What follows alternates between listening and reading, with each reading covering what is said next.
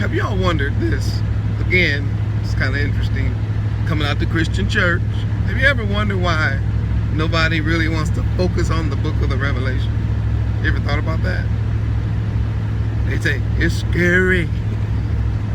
You don't know what's in that book. You had a brother actually tell us this one time. Me and the teacher, one of our instructors, told us, you don't have a PhD, you can't read that book. It's ridiculous. And he did have a PhD, by the way.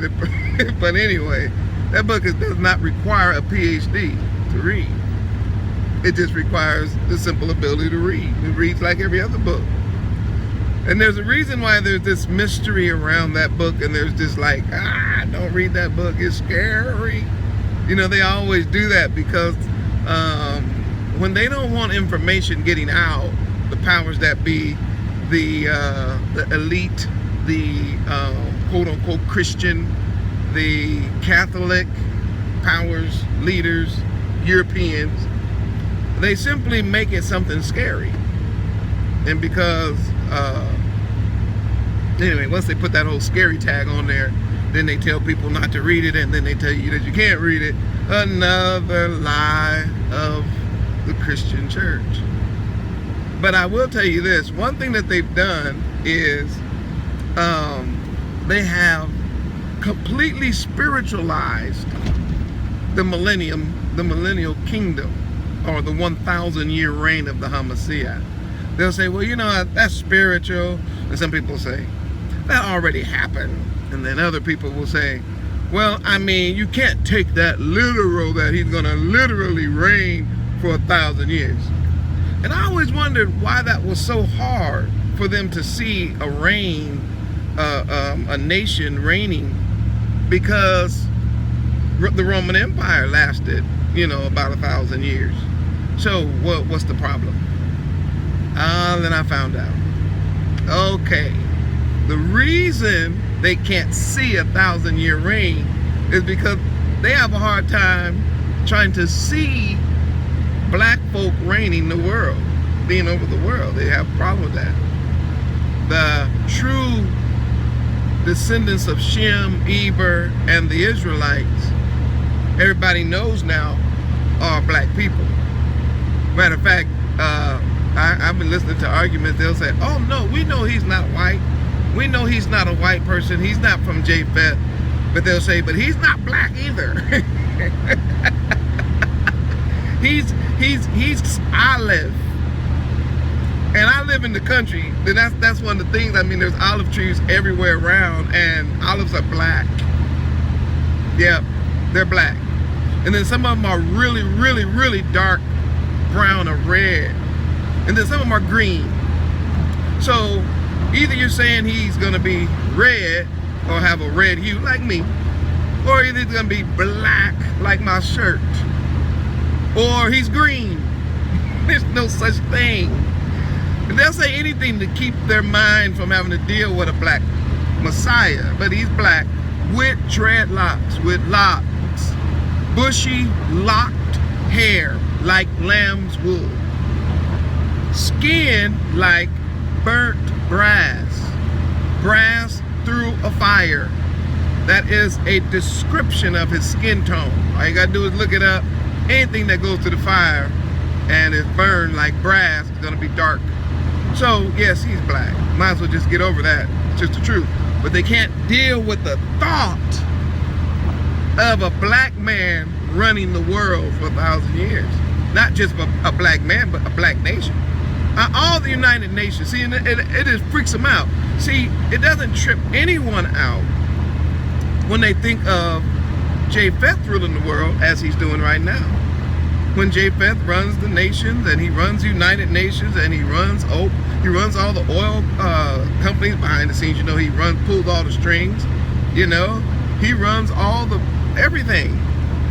And it's hard to see Hebrew Israelites running everything, running all the banking, running all the monetary system, running the United Nations, running the United States, running Europe, running France, running Of course, Holy Jerusalem, Israel, will be ran by the king himself, Yehoshua HaMashiach, all praises. Fourth tribe, straight out of the fourth tribe of the children of Israel. Can't get around that. That is Yehuda's son.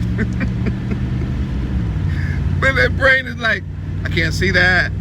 No way. So they just keep you, they just say, don't read that book. Don't read that book. It's too hard, it's too difficult. It's all symbolic. Oh, but a 2000 reign of Japheth is not a problem from Alexander the Great until today. But Shem, from that fourth tribe of the children of Israel, Yehuda. So him reigning has got to be spiritual.